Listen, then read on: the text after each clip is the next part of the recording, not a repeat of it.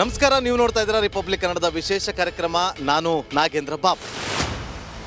ರಾಜ್ಯದ 28 ಲೋಕಸಭಾ ಕ್ಷೇತ್ರಗಳ ಪೈಕಿ ಈ ಬಾರಿ ಹೈ ವೋಲ್ಟೇಜ್ ಕ್ಷೇತ್ರವಾಗಿ ಮಾರ್ಪಾಡಾಗಿರೋದು ಶಿವಮೊಗ್ಗ ಲೋಕಸಭಾ ಕ್ಷೇತ್ರ. ಈ ಶಿವಮೊಗ್ಗ ಲೋಕಸಭಾ ಕ್ಷೇತ್ರದಿಂದ ಕಾಂಗ್ರೆಸ್ ಅಭ್ಯರ್ಥಿಯಾಗಿರುವಂತಹ ಗೀತಾ ಶಿವರಾಜ್ಕುಮಾರ್ ಅವರು ಕಳೆದ ಕೆಲವು ದಿನಗಳಿಂದ ಭರ್ಜರಿಯಾಗಿ ಪ್ರಚಾರವನ್ನು ಮಾಡ್ತಾ ಇದ್ದಾರೆ. ಕ್ಷೇತ್ರದಾದ್ಯಂತ ಓಡಾಡೋ ಮೂಲಕ ಮತಬೇಟೆಯನ್ನು ಮಾಡ್ತಿದ್ದಾರೆ. ಇವರ ಜೊತೆಗೆ ಅವರ ಹಸ್ಬೆಂಡ್ ನಟ ಶಿವರಾಜ್ಕುಮಾರ್ ಅವರು ಕೂಡ ಸಾಥ್ ಕೊಡ್ತಾ ಇರೋದು ಗಮನಾರ್ಹವಾದಂಥ ವಿಚಾರ. ಇವತ್ತು ನಮ್ಮೊಂದಿಗೆ ಮಾತನಾಡೋದಕ್ಕೆ ಕಾಂಗ್ರೆಸ್ ಅಭ್ಯರ್ಥಿಯಾಗಿರುವಂತಹ ಗೀತಾ ಶಿವರಾಜ್ಕುಮಾರ್ ಅವರು ನಮ್ಮೊಂದಿಗಿದ್ದಾರೆ. ಮೇಡಮ್, ಕಾರ್ಯಕ್ರಮಕ್ಕೆ ಸ್ವಾಗತ. ನಮಸ್ಕಾರ.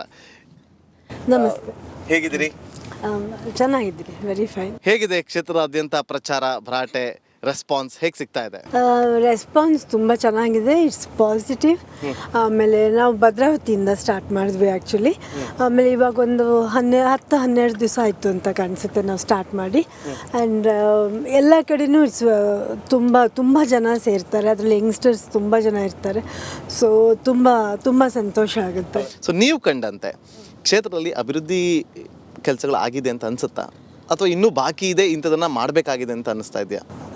ಇನ್ನೂ ತುಂಬ ಬಾಕಿ ಇದೆ ಅಂತ ಅನ್ನಿಸ್ತಾ ಇದೆ ನನಗೆ.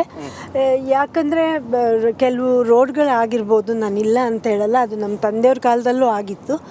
ಆಮೇಲೆ ಇವಾಗ ವಿಮಾನ ನಿಲ್ದಾಣ ಆಗಿದೆ. ಬಟ್ ನಮ್ಮ ಜನರಲ್ಲಿ ಎಷ್ಟು ಜನ ಫ್ಲೈಟಲ್ಲಿ ಓಡಾಡೋಕ್ಕಾಗುತ್ತೆ ಅನ್ನೋದೇ ಮೇನ್ ಪಾಯಿಂಟ್. ಈಗ ತುಂಬ ಒಳ್ಳೆ ಪಾಯಿಂಟ್. ಒಂದು ನೇರ ಪ್ರಶ್ನೆ ಕೇಳ್ತೀನಿ. ಕಳೆದ ಬಾರಿ ಒಂದು ಚುನಾವಣೆಯಲ್ಲಿ ಕೂಡ ನಿಂತು ಆ ಸಂದರ್ಭದಲ್ಲೂ ಕೂಡ ಸೋಲನ್ನು ಅನುಭವಿಸಿದ್ರಿ. ಅಂದು ಕಲ್ತಂಥ ಪಾಠ ಏನು? ಏನಿಲ್ಲ ಪಾಠ, ಅದರಿಂದ ಅಂತ ಏನಿಲ್ಲ. ಎಲೆಕ್ಷನಿಗೆ ನಿಂತಾಗ ಅಥವಾ ಯಾವುದೇ ಕೆಲಸ ನೀವು ಮಾಡಬೇಕಾದ್ರೂ ಸೋಲು ಗೆಲುವು ಅಂತ ಬಂದಿದ್ದೇ ಇರುತ್ತೆ. ಒಬ್ಬರು ಸೋಲ್ಲೇಬೇಕು, ಒಬ್ಬರು ಗೆಲ್ಲೇಬೇಕು. ಆ ಸರಿ ನಾನು ಸೋತೆ. ಯಾಕಂದರೆ ನನಗೆ ಬರೀ 17 ದಿವಸ ನನಗೆ ಟೈಮ್ ಸಿಕ್ಕಿತ್ತು ಆವಾಗ. ಅದರಲ್ಲೇ ನನಗೆ ಅಷ್ಟು 2.5 ಲಕ್ಷ ಜನ ವೋಟ್ ಮಾಡಿದ್ರು ಅಂದರೆ ಅದು ನಮ್ಮ ತಂದೆಯ ಆಶೀರ್ವಾದ ಅಂತಲೇ ನಾನು ಅಂದ್ಕೊಳ್ತೀನಿ ನಾನು.